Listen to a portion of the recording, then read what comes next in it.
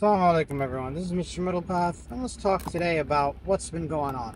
So I've been getting some comments here and there, some snarky, responses to my previous video, my first video a year ago about how Israel will lose. And I still stand by that, and I'll talk about why in a minute. But basically people are saying like, look man, the entire Hezbollah chain of command got wiped out. Yahya Sinwar got wiped out. Right? So what's the deal here? How are you still saying that Israel's losing? Clearly they're winning, and they hold territory, right? They've chopped up Gaza in half, and they hold the Philadelphia corridor, which is the corridor border area between Gaza and Egypt. So let's get to that in a moment. So number one, right, and I think the most important thing to talk about is this Yahya Sinwar moment, right? This death is an unforced error on the part of the Israelis. And what do I mean by that? So when Osama bin Laden was killed by the American forces, they were smart enough to know not to put Osama bin Laden's death on video and show it to the whole world. They kept it classified. The second really smart thing that they did, and you can tell someone was thinking when this happened, was that they dumped his body in the ocean because they were worried that his body would become a rallying point for people who are like-minded, who wanted to take up arms. They would go to his grave, they'd visit his grave, and it'd become almost like a holy site. So they were very cognizant of the cultural, political, religious factors. And I think ultimately we can say about the Americans, whether you disagree, I know some people will disagree with me, but this is my own personal belief. I believe that the Americans, right, the American military, still very much has a warrior spirit and a type of pride where they take pride in besting you in combat.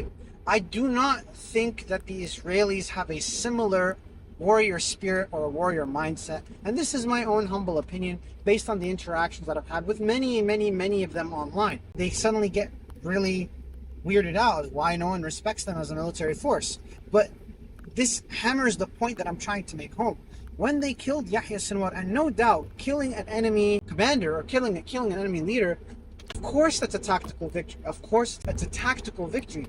But they ruined what could have been a long-term strategic victory. They completely botched it, right? So it went from a tactical victory to a strategic loss. What do I mean by that? They saw the video of Yahya Sinwar throwing that stick as last-ditch effort at the drone, and they were like, yeah, look at this loser. He's throwing a stick at a drone. Of course he's a loser. Let's post it up and show it to the whole world. And because the warrior mindset isn't there, they didn't realize like, oh my God, like everyone saw this as a last samurai type of thing. The complete opposite expectation, right? The complete opposite expectation.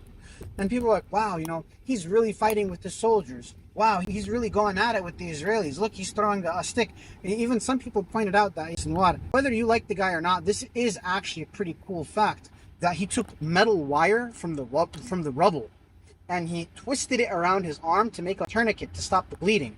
That's like movie stuff. And for those who want to know what actually went down, I can go into it really briefly. Essentially, him and two bodyguards were going from building to building. They got spotted by a squad of Israeli soldiers. They exchanged gunfire with each other. When Yahya Sinwar went into another building away from his bodyguards, there were two separate buildings side by side. A tank fired at both buildings. And then Israeli soldiers went into, or tried to go into the building that Yahya Sinwar was in. Yahya Sinwar threw two grenades. The Israelis retreated, sent in a drone instead. That's where we got the very famous footage of him throwing a stick at the drone. And then they left, and then they fired tanks again, and they blew up the building, and they got rid of him that way. Now, there are some other theories about how he was killed, but most theories all kind of agree that it was a tank that took him out, which is kind of in line with the way that Israelis conduct combat generally. And I think it's important to note that because, again, no soldiers bested him in one-on-one combat. Even as far away in Japan, they're like, wow, this guy really embodies the samurai spirit. And they're not even Muslim, right? And I think it's kind of ironic that the Japanese are... I'm sorry, guys. It's a little bit funny. I shouldn't be laughing. It's not the time to laugh at stuff like this. Sorry, please forgive me. But the Japanese are kind of like in solidarity with the Palestinians and against the atrocities that the Israelis are doing against the Palestinians. They totally hate it and they're disgusted by it, while completely kind of forgetting they're saying it reminds us of World War II. I mean, as if they forgot about the atrocities they themselves perpetrated against the Chinese and so forth, and the Philippines and wherever they were holding territory. They were known for that. But I mean, that's neither here nor there. I just think it's kind of ironic. It's interesting thing to know. But going back to the topic at hand, I mean, is Israel really losing? I mean, I was looking at the summaries. I mean, I'm on the Telegrams and I'm on all of these different like websites and all these things to look at what's going on. I mean, if you look at the activity before and after Yahya Sinwar's death, it's about the same. I actually say it might even be more fighting. More Palestinians are targeting tanks and Merkavas and getting into infantry fights with Israeli infantrymen. They're setting up ambushes in buildings and blowing up the buildings and getting the Israeli soldiers like killed. And it's not just Hamas, I have to say it like that because of the shadow banning rules or whatever, but it's different groups too, like different groups, not just one group, but many different groups. So activity seems to be just about the same. Turning the number one guy into a martyr iconic figure definitely isn't a strategic win. So the tactical win that Israel had, killing Yahya Sinwar, turned into a strategic loss because of that long-term vision. And again, that warrior mindset isn't there, because what happened is that the Israelis tried to correct that error. They tried to correct it. So what did they do? They posted video of Yahya Sinwar's family going into the tunnels with food and stuff before October 7th. And that once again backfired and was like, wow, him and his family are with the soldiers on the front lines, and his family is with everybody else who's fighting.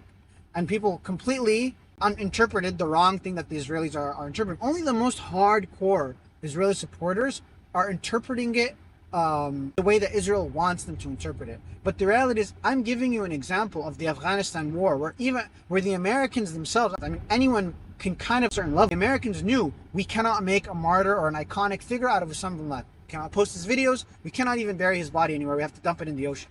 The Israelis have an ally, or quote unquote ally, and you couldn't think to learn that from someone else. You're supposed to share information with each other. So why did you make a mistake that your allies didn't make? Especially because Israel's not been listening to the advice that America has been giving them during this war throughout, right? America's been saying, don't do this, be careful about this, be careful about this. Israel's like, no, we're not going to do that. And so they keep getting into it, they keep blundering.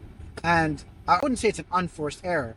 It's part of Hamas and the Palestinian fighters' plans to get Israel to overreact. And that's exactly what's been going on. Now, if Hamas surrendered, then we'd say, yes, Israel won the war. But there is no surrendering, and there's still a continued activity of I don't want to be a cop-out and say that this isn't a tactical victory. we have to be honest here, right? If Israel made a tactical victory, they made a tactical victory. But it's how they handled it afterwards that ruined it, right? So we could say things aren't looking good for the Palestinians right now, in the sense that Israel has had a lot of W's racked up over the past few weeks, especially the Pager attack. I mean, that was a W for them. And people have to be honest about this kind of things, about tactical victories and so forth. And where was I going with this?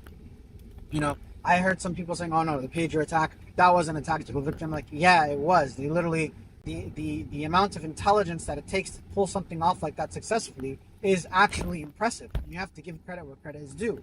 With Yahya Sinwar, it was more of an accident. And Yahya Sinwar himself, I think there was theories going on around how, hey, you know, he's trying to escape to the border and go to Egypt.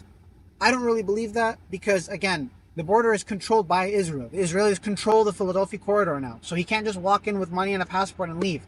Most likely he was trying to get to another tunnel, or I've heard some rumors or some theories that he was terminally ill and he just wanted to make his last stand. So is this going to hurt the Palestinian fighters in the long run? We really don't know, because you have to understand, guys, that yes, leadership can be replaced, but people are different, and some leaders are just better than other leaders. So it could be the case that you get a leader who is better, more hardcore, and more intelligent than Yahya Sinwar, or you get a leader not as good as him and not as compelling as him, and the performance of the Palestinian resistance goes down. Either way, no matter what, this is not over, and we're probably going to see the war continue for another year, two, maybe even a little bit more, because this is kind of the death. I want to leave you guys with one last point, because I gave you guys the example of Osama bin Laden. I'll give you guys one last point, and that is the example of the Irish Republic Army, the IRA. They were fighting a resistance and a freedom kind of fight, or they wanted their own, let's just call it a nationalist fight against the British. And the British, once again, were smart enough. They said, we know that the IRA is this group. They called them a terrorist group. Irish people are obviously going to call them a resistance and so forth. That's not what I'm going to get into right now. But the British said, our strategy is we're going to infiltrate them and we're going to push them into a corner so we can make a deal with them. But we're not going to push them so much into a corner that they have no option but to fight us to the death. The Palestinians were put in a corner and pushed to a corner where they had no option but to fight to the death. The British didn't do that with the IRA. They infiltrated them, they fought them, they pressured them enough to say, here's the deal. We'll allow you to merge into the government. They gave them all these and to stop the fighting, if that makes sense. And ultimately it worked. It's remains shown that like the strategy of like is only gonna make things worse and more difficult and the battle more entrenched, similar to Vietnam and other conflicts. So that would be my response, guys. Is still gonna lose. I mean, everything that I've made about the blunders and the unforced errors and the lack of discipline, still the Israelis were ordered not to film Yahya Sinwar, not to bring their phones to the battlefield. And what do? They bring their phones to the battlefield, they film Yahya Sinwar, they post it. There's no discipline, no operational security, which is going to hurt them when they start fighting a group like Hezbollah, who's good at hacking and can hack into your phones and find out where you are. So ultimately, guys, that's kind of where I'm going at with this. Everything that I said about Israeli main forces, because there's still some very well-trained, very, very competent Israeli special forces, right? But the main force and the reserve force, they're simply not that good. They lack in discipline. And yeah, they're just not that good.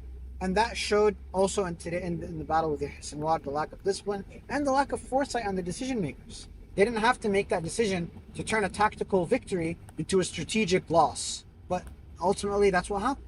So we'll see what happens. You guys might think I'll be... Let me know what you all think in the comments. Take care. Peace out.